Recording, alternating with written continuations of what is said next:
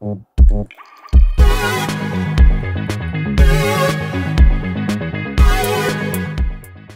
visi lietuviai su norvegiška kava kanalo žiūrovai. Šiandieną pirmą kartą susitinkame įrašę, kurį darome online, ne tiesiogiai savo studijoje, o sėdėdami prie savo kompiuterių namuose. Su mumis šiandieną yra Toma, vedėja, labas Toma. Labas. Ir Laurynas Micevičius, pasaulio lietuvių bendruomenės pirmininkas pavaduotojas.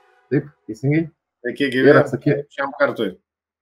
Ir atsakingas už visus sporto klausimus su pasaulio lietuviuose. Dar kol kas taip. Kol kas taip. Kitą ir nemačiau, kiek esu susidūręs su bendruomenė, tai pagrindinis žmogus, kuris daro visą juodą darbą. Bus naujas PLB Seimas ir turėsim rinkti naują valdybą, tai gali visai būti taip, kad ir keisis žmonės ir bus dar įdomiau. O kada rinks naują? Kada čia bus? Po žaidynių šių metų Liepos 7-11 dienomis bus 18 pasaulio lietuvių bendruomenės Seimas. Tai per tą 4 dienų savaitę bus renkami ir nauji valdybos nariai su vadovu organizacijų. Bet kol esi dabar vadovaujantis šitai pozicijai, tai mes ir tave pakalbinsim. Ir mūsų pagrindinė šiandienos tema yra pasaulio lietuvių sporto žaidynės 2025, kurios vyksta Palangoje. Ir kodėl jos vyksta Palangoje, ne? Ir kodėl vyksta Palangoje. Gal pradėkim nuo to. Reikia grįžti į istoriją, kaip ir viskas turi savo pradžią, tai pasaulio lietuvių sporto žaidynės kildina save nuo 38 metų tautinės olimpiados Kaune. Tai buvo pirmas toks renginys, dar kada Lietuva buvo tarpukaryje, jau 20 metų nepriklausoma valstybė, puikiai atsikūrus savo ekonomiką, kultūrą ir laikinoji sostinė Kaunas tuo metu buvo vienas iš svarbiausių rytų Europos centrų ir Vytautas Augustaitis turėjo tokį idėją, kad reikia suburti ir sportui nebejingus tautiečius, ne tik iš Lietuvos, bet ir iš likusio pasaulio, kur jau nuo XIX amžiaus pabaigos buvo stipri emigracija. Tai Šiaurės Amerikos, Pietų Amerikos, Europos kraštų ir į Kauną suvažiavo apie 1000 sporto mėgėjų iš įvairių valstybių, taip pat ir iš Lietuvos. Ir jie sportavo. Ir čia yra pradžia šitų pasaulio lietuvių sporto žaidynių. Žinoma, paskui į Lietuvą atėjo neramus laikai ir antrasis pasaulinis karas ir nebebuvo įmanoma rengti tokių organizacinių sporto mėgėjų renginių dar ilgą laiką. Ir vėliau ši idėja atgimė už Atlanto 78-aisiais ir tada Šiaurės Amerikos lietuvių fizinio auklėjimo ir sporto sąjunga nusprendė, kad reikia atgaivinti šią tradiciją ir pavadino žaidynės laisvojo pasaulio sporto žaidynėm.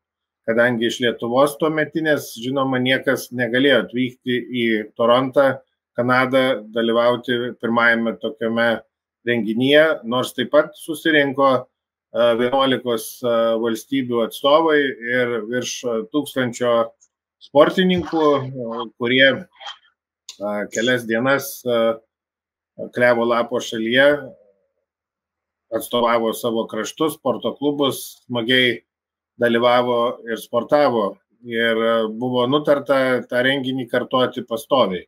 Sekančios žaidynės buvo 83-ais Čikagoje, Jungtinėse Amerikos valstijose. Įdomumo dėlei reikia pažymėti, kad tų žaidynių organizacinio komiteto vadovų tapo tuometinis Šalfo prezidentas Valdas Adamkus, vėliau tapęs ir Lietuvos vadovu. Na, o 88-ais, kada žaidynės nukeliavo į tolimąją Australiją, joje pirmą sykį sudalyvavo ir jau nepriklausomybės priešaušryje atsidūrusi Lietuva, nes būtent tuo metu buvo atkurtas ir Lietuvos tautinis olimpinis komitetas. Ilgamečio prezidento Artūro Paviliūno dėka 8 sportininkai iš Lietuvos nuvyko į Adelaidę, į tolimąją Australiją ir sudalyvavo pasaulio lietuvių sporto žaidynėse.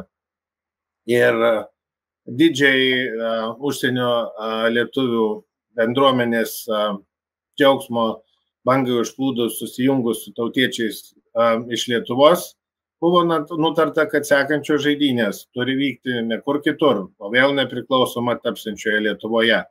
Ir 91-aisiais šis fantastiškas renginys sugrįžo vėl į Kauną. Nes 90-aisiais kovo 11-ąją Lietuva atkūrė savo šalies laisvę. Šiemet jau atžymėjome 35 metus nuo to kovo pavasario ir turime jau 12-asias sporto žaidynės Palangoje su bent 35 šalių atstovais ir šiai minutė jau 2,5 tūkstančio dalyvių. Taigi renginys evoliucionavo, bet vis tiek neprarado savo prasmės kaip svarbiausias sporto mėgėjų sąskrydis iš viso pasaulio – olimpinis pasimatymas. O kaip nusprendžiat, būna kuriam Lietuvos mieste būna? Nes ne vien tik Palangoje, buvo ir Kaune, buvo ir Druskininkuose. Taip, 95 metais tuometinio forumo dalyviai nusprendė, kad šios žaidynės visuomet bus rengiamos tik Lietuvoje, kad visi lietuviai, nepaisant kur jie gyvena, turėtų progą sugrįžti į savo etninę tėvynę. Ir nuo to laiko šios žaidynės buvo organizuojamos tik tai skirtingose Lietuvos miestuose, bet niekuomet nebeiškeliavo iš Lietuvos. Vyksta konkursas, kiekvienais metais, kiek ten tų miestų atsiranda, kiek tų savivaldybių nori, sudalyvauja konkrečiai dabar Švietimo mokslo ir sporto ministerijos organizuojamame konkurse pravesti sekančias žaidynės. Tai, sakysim, 2022-aisiais, kaip turėjom 11 žaidynės pietų Lietuvoje, Druskininkuose, buvo net 13 miestų kandidatų, savivaldybių, kurių atstovaujami miestai ir regionai norėjo surengti šį sporto festivalį. Ir tik tai vieno balso persvarą laimėjo Palanga. Balsavome apie 26 vyriausybinės darbo grupės nariai ir tie balsai išsiskirstė taip, kad Palanga su pirma vieta laimėjo 8 balsais, antroje vietoje liko Jonava 7, trečioje vietoje Klaipėda 5. Tai čia yra pirmos 3 vietos, o paskui pasiskirstė kiti miestai. Na, žiūrėsim, kur žaidynės atkeliaus sekantį kartą 2029-aisiais. Ar jau yra kandidatų sekančiam žaidynėm? Yra ne vienas ir ne 2. Dabar kaip tik vyksta tų skirtingų miestų tas konkursinis galbūt įvertinimas. Ir manau, kad mėnesio bėgyje jau žinosim, kokie yra kandidatai ir iki šių žaidynių Liepos 1 savaitės, kada visi rinksimės Palangoje, jau turėtume žinoti ir sekančią Lietuvos vietovę, miestą, kur suvažiuosime 13 sporto žaidynėm 2029-aisiais.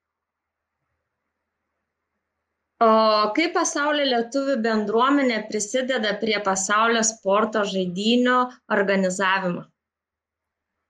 Na, mes šiuo metu esam net 5 atstovai iš įvairių sporto organizacijų, atstovaujamų pasaulio lietuvių bendruomenių kraštų, toj vyriausybiniai darbo grupiai, kuriai priklauso maždaug šiuo metu apie 40 skirtingų Lietuvos ministerijų, valstybinių institucijų, įvairių visuomeninių organizacijų atstovų ir tame tarpe yra ir Šiaurės Amerikos lietuvių fizinio auklėjimo sporto sąjungos atstovas, Australijos lietuvių fizinio auklėjimo ir sporto sąjungos atstovas, Airijos lietuvių sporto asociacijos atstovė, Britanijos lietuvių sporto asociacijos atstovas ir pasaulio lietuvių bendruomenės pirmininkė. O taip pat dar atskirai įeina ir Jungtinės karalystės lietuvių bendruomenės pirmininkė kaip didžiausios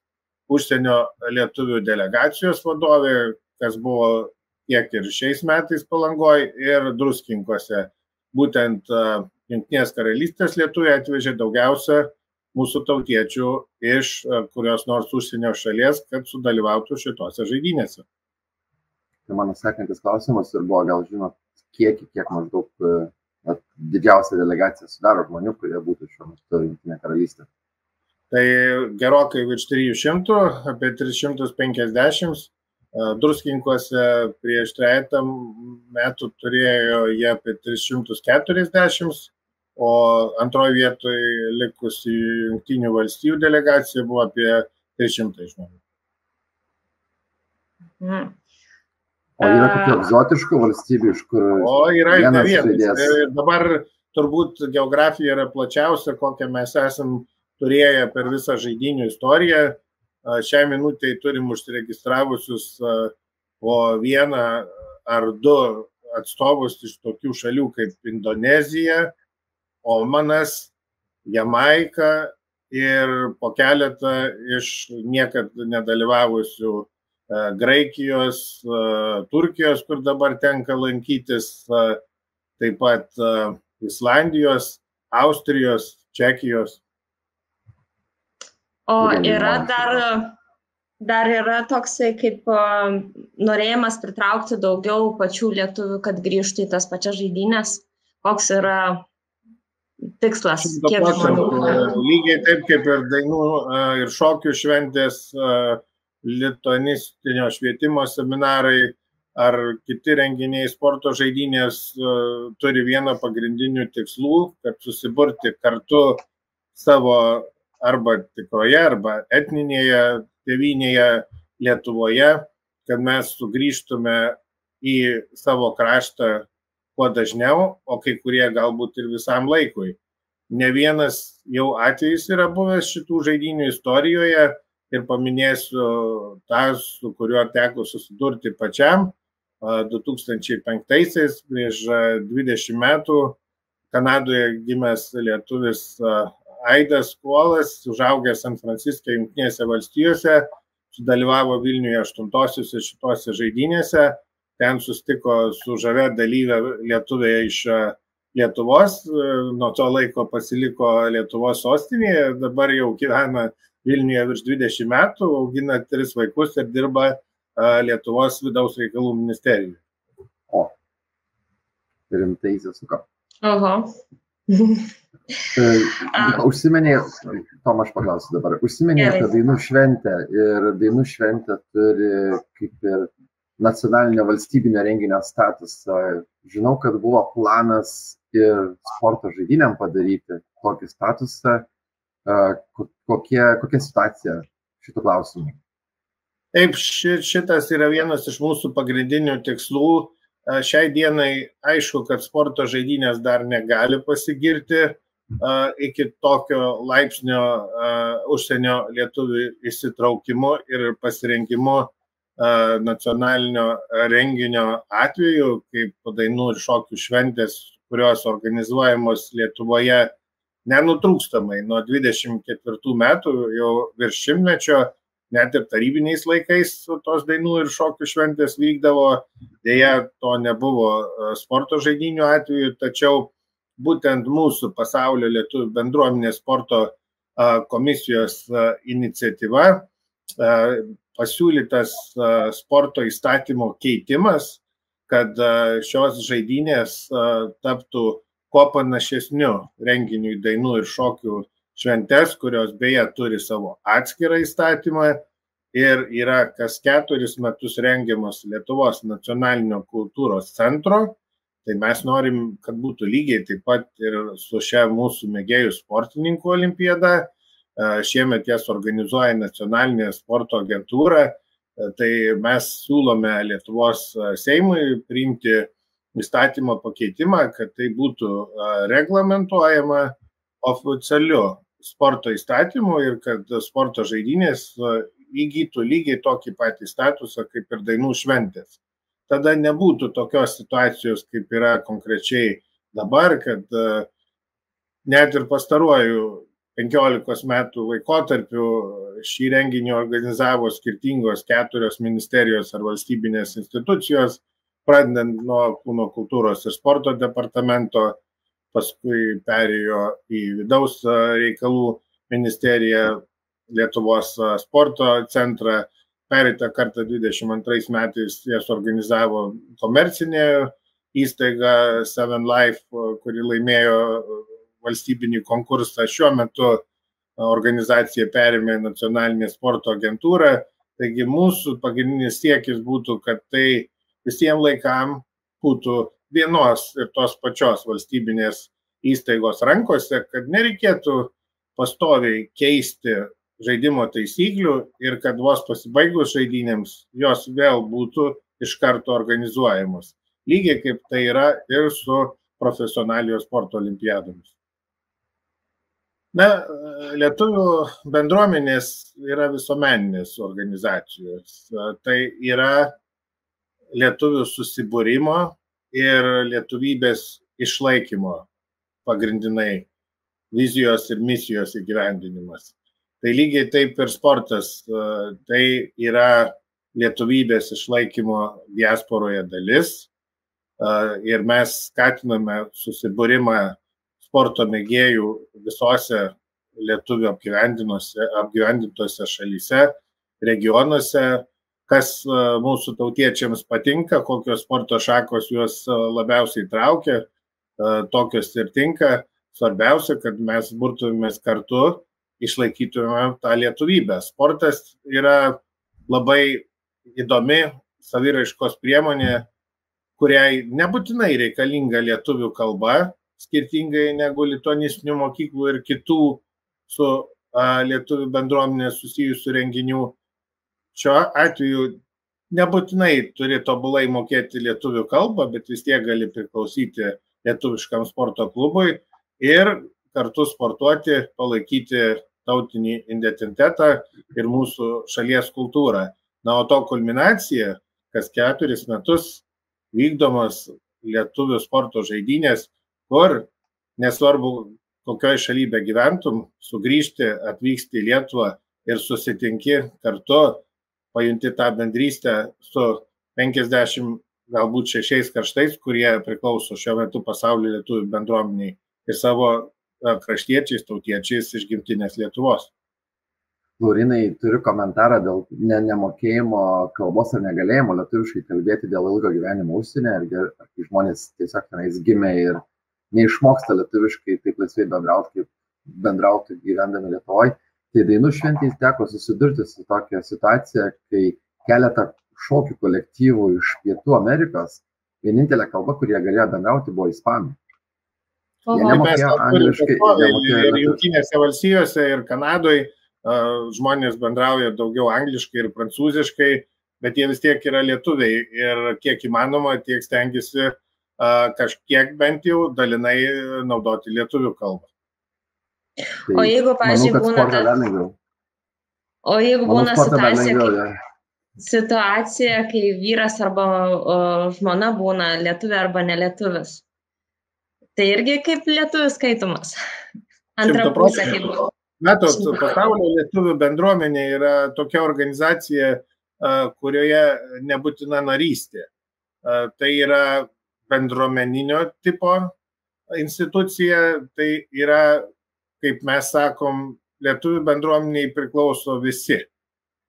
Ir lietuviai, ir jų antros pusės, ir taip pat, jeigu, sakysim, dabar vaikai yra gimę iš mišrių santuokų, jeigu jie skaito save lietuviais, tai jie ir priklauso lietuvių bendruomeniai. Niekas to paso netikrins ir niekas nežiūrės, ar tu esi 1/4, 1/2, 1/8 lietuvių kilmės. Jeigu tu pats save laikai lietuvių, tai mes išskėstom rankom tavęs lauksime lietuvių bendruomenį.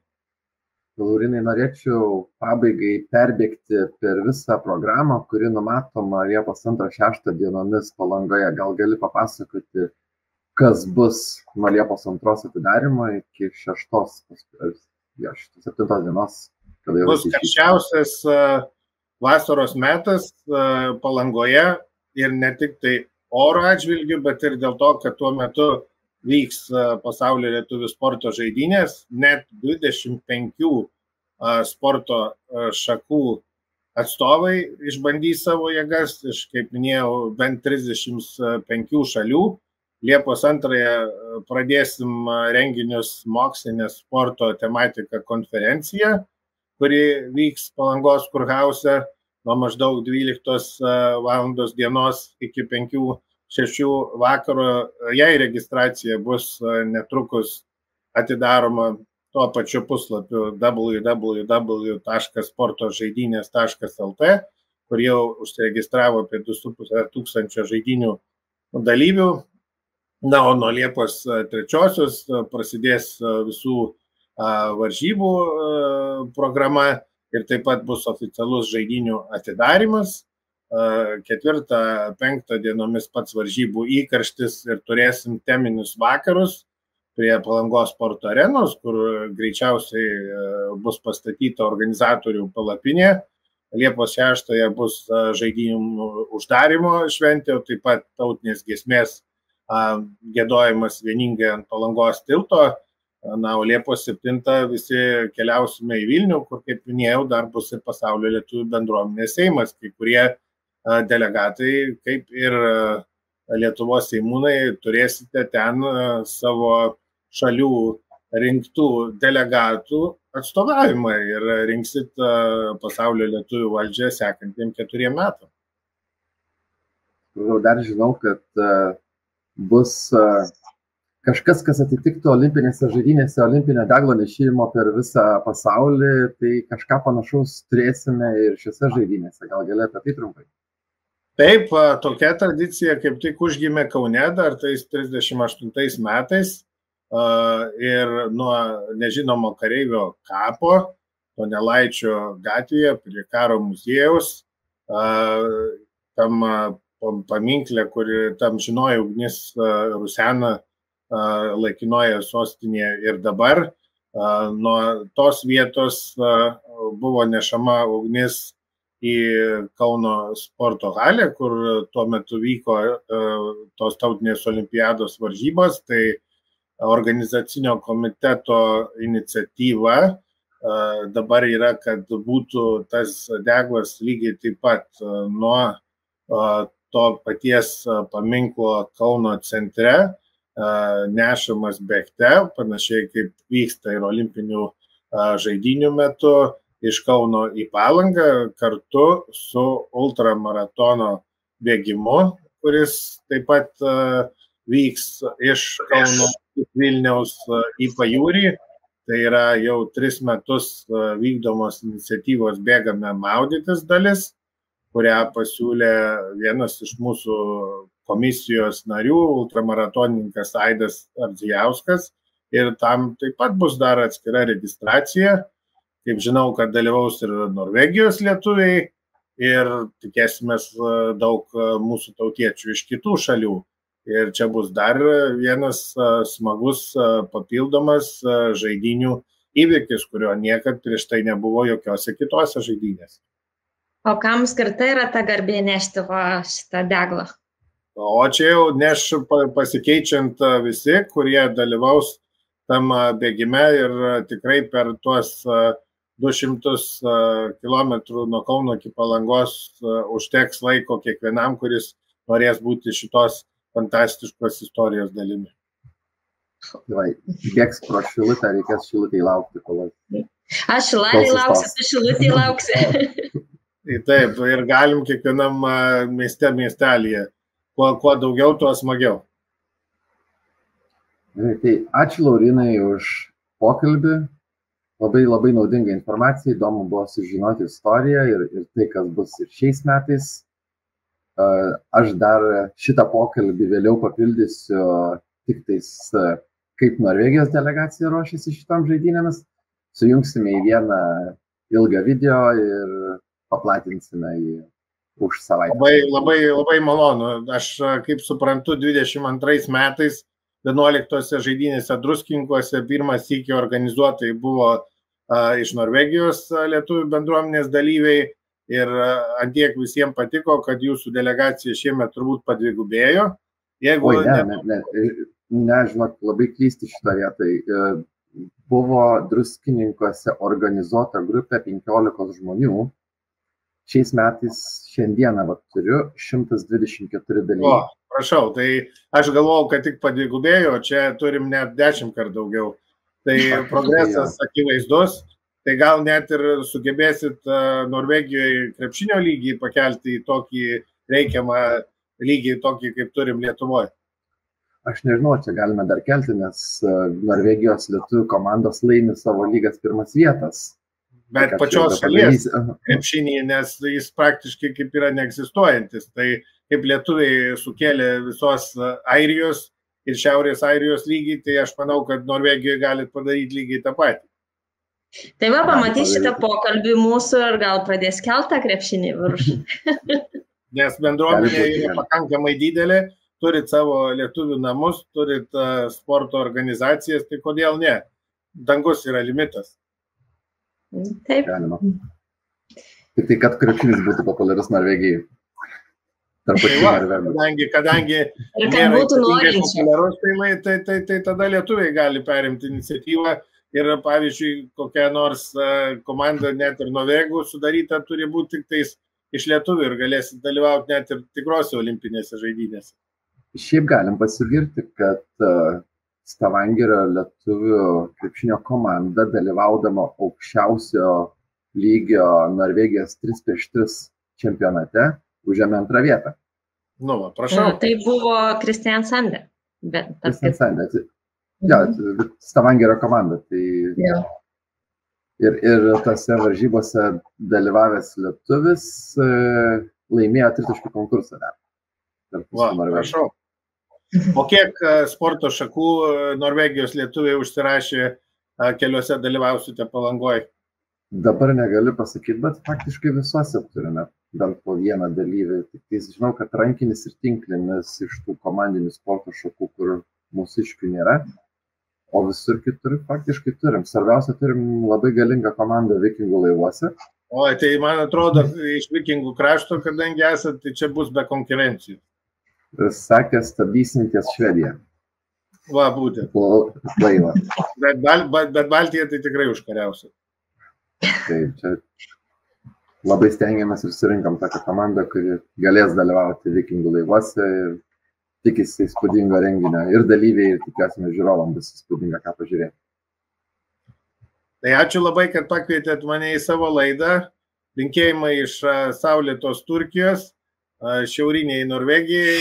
Tai ką, pakalbėjom su Laurynu apie Lietuvoje vyksiančias žaidynės ir noriu sužinoti iš tavęs daugiau informacijos, kas tenai vyks iš Rogalando, iš pačios Norvegijos, gal kažką turi naujo papasakoti, kiek žmonių bus? Tai Rogalando neatskirsim, nes kaip atskirai Rogalandas nevažiuoja, nedalyvauja kaip Rogalando bendrija, visi mes važiuojam nuo Norvegijos lietuvių bendruomenės.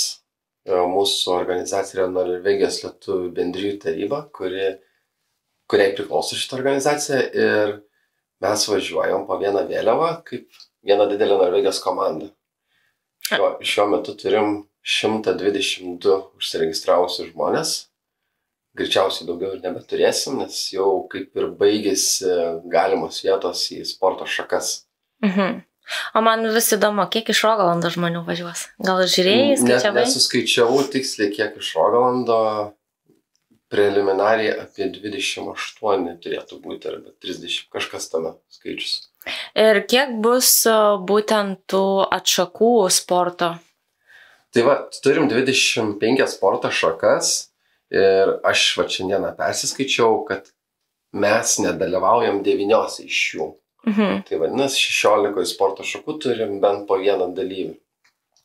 Didžiausia delegacija važiuoja futbolo komanda, kur 20 žmonių bus visoje futbolo komandai, su visais atsarginiais, su vartininkais, treneriais ir panašiai.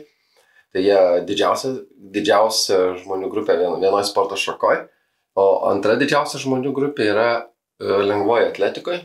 Turim 18 dalyvių.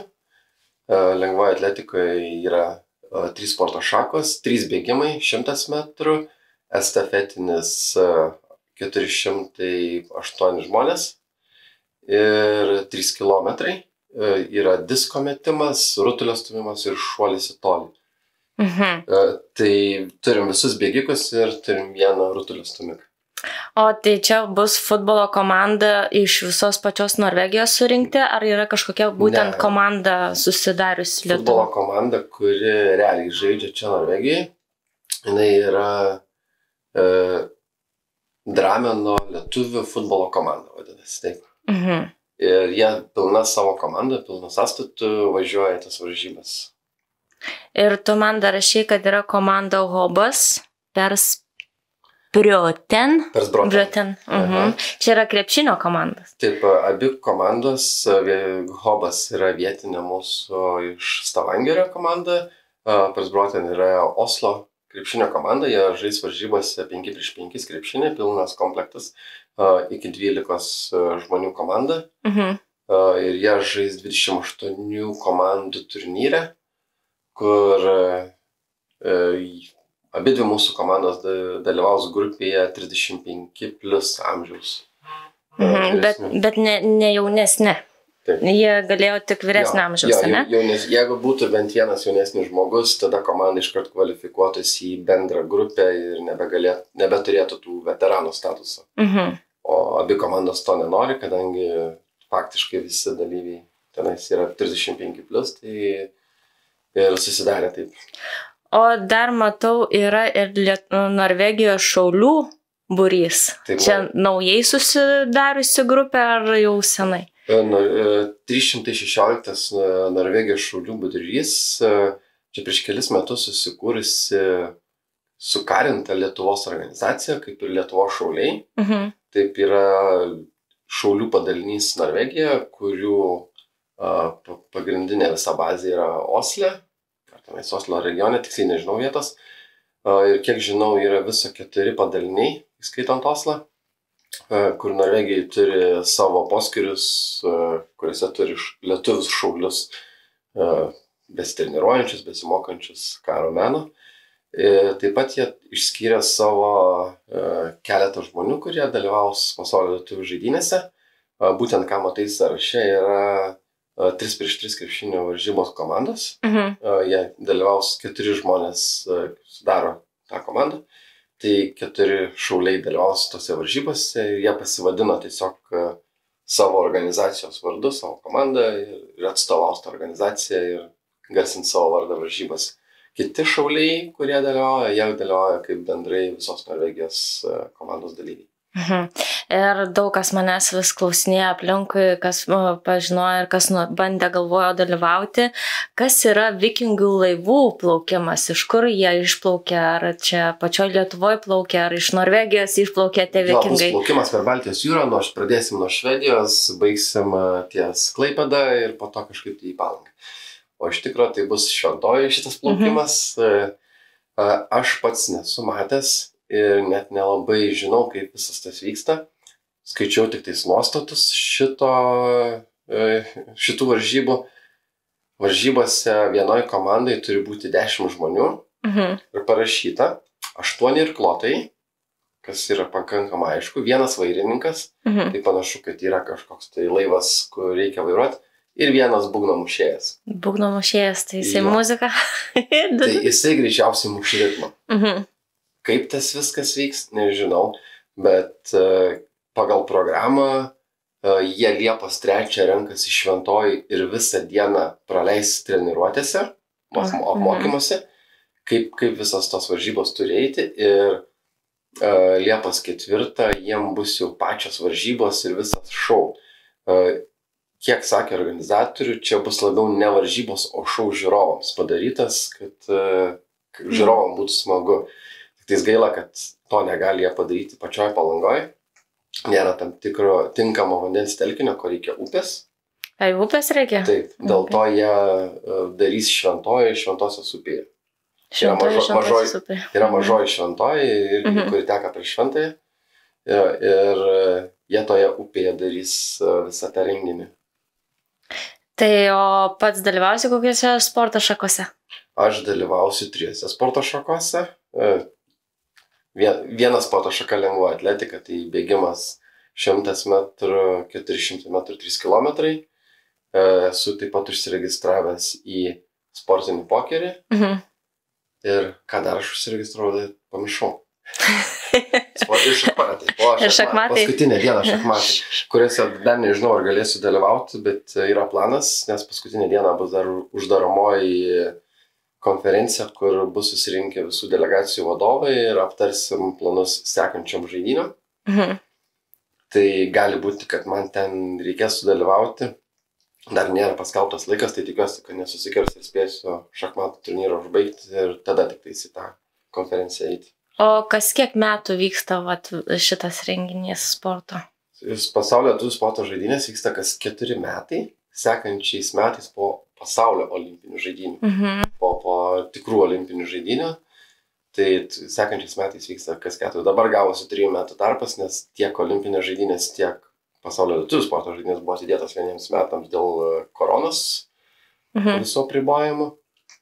Tai dabar gavos 3 metų tarpas, bet sekantis vėl bus už 4 metų, 29 metais. O dabar, kai žmonės registravosi, jie galėjo kiekvieną dieną suregistruoti vis naują rungtį, ar neišeina taip užsiregistruoti, kad kiekvieną dieną vis nauja rungtis būtų?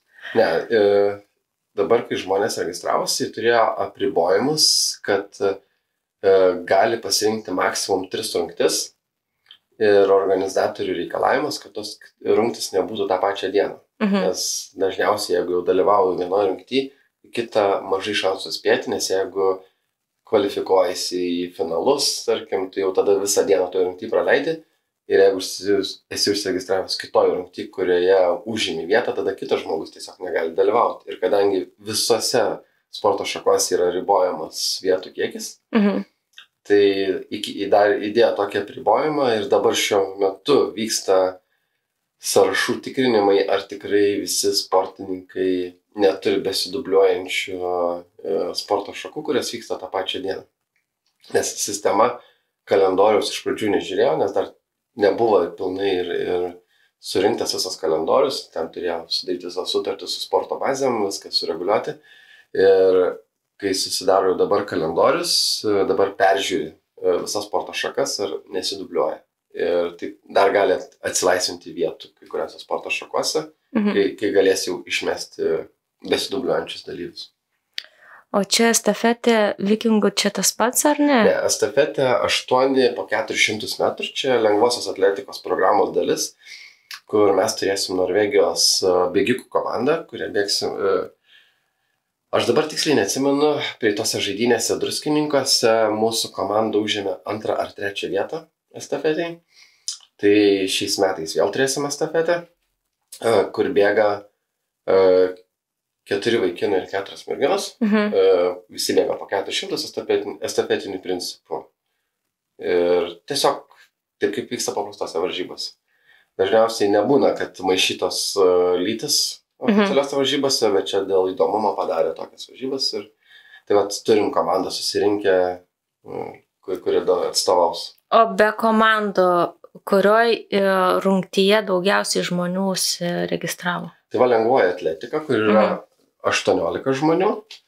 Bowlingė turime 12, šiaurietiškam ėjime 10, padelis ir petankė po 8, tenisas 7, o visi kiti jau ten 5 ir mažiau.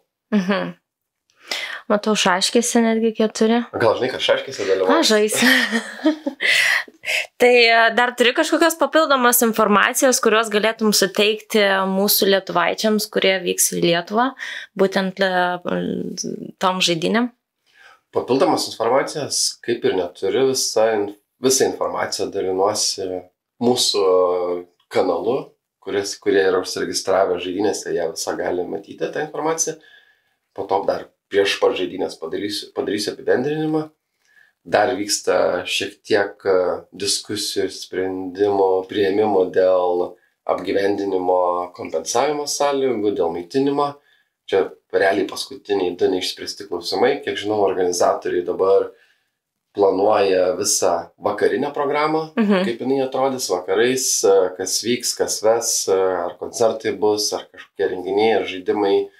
Šitas neseniai prasidėjo. Ką patarti, kol kas nieko neturiu, ruoštis tiesiog varžyboms, nusiteikti, pasitreniruoti, jeigu sporto šakuose niekarto nedalyvavę, bowlingas senai beridenė tiesiog. Ar Lietuvoje nuvykus į bowlingo saloną pamėtyti, ar čia jau pasibandyti. Tieko, reikės lauksim, kol visi atvyks su gerom nuotaikom. Visi Norvegijos dalyviai gaus Norvegijos komandos maikutes. Šiuo metu derinamas užsakymas su siuvimo kompanija Lietuvoje. Turėjom paleisti jau penktadienį, kad jau patvirtino užsakymą, bet dar kai kurių maikučių dizainą reikia patobulinti. Krepšininkai kai kurie paprašė. Ir patobulinsim dizainą, patvirtinsim visus modelius ir pradėsim gamybą. Tai visi dalyviai turės Norvegijos rinktinės Aprangas. Koks dizainas paslaptis pamatys patys, kai gaus. Aš tai jau laukiu pamatyti. Bus maikai ir šortai visiems. Komplektas. Tai tiek merginom, tiek vyram? Taip. Moterim, vyram, moterim. Jo, visa informacija buvo renkama per registracijos puslapį. Buvo įrašytas punktas maikutės dydis. Tai pagal tą maikutės dydį, kurį užsirašė, taip ir gausiu. Jeigu užsirašė tik savo, tai ir tokį gausi. Supratau, užsirašiau. Tikiuosi gerą skaičių. Visą asmeninį informaciją galima koreguoti puslapyje savo anketai. Tai jeigu kažkas nori pasikoreguoti maikės dydį, dar vis gali pasikoreguoti, bet turi mane informuoti, nes aš jau sąrašus sudaręs. Žinau, kad gali būti, jog organizatoriai dar duos simbolinę maikutę kaip varžybų dalyviam. Atvykstant į varžybas yra toks planas, tai jie irgi naudosis tą informaciją, tai kad iš jų gausiu, tai jau faktas. Bet ta, kurią Norvegijos rinktinės maikutė yra siuvama grinai kiekis pagal dydžius. Supratau. Tai geriau nurodyti teisingą dydį savo aplikacijai. Tai iki kada dar žmonės maždaug gali pasikeisti, jeigu yra suklydę savo išmeras? Tai manau, dar savaitę liko, tai jeigu šitą video išleidžiam rytoj poryt, pirmadienį, antradienį, tai iki savaitės galo, manau, dar galima kažkiek. Bet labai stengiamės kuo greičiau paleisti siuvimą, nes matom, kad siuvykla bus 100% užsiėmus ir pagal planą pabaigtų siūti visas aprangas likus savaitį iki žaidynių. Kad spėtų pasiūti. Jo, tai negalima per daug uždelsti. Tai ką, Remi, ačiū tau už tokią informaciją ir laukime Lietuvių pasaulio žaidynių. Ir susitinkam Palangoje. Jo, susitiksim. Ate. Ate.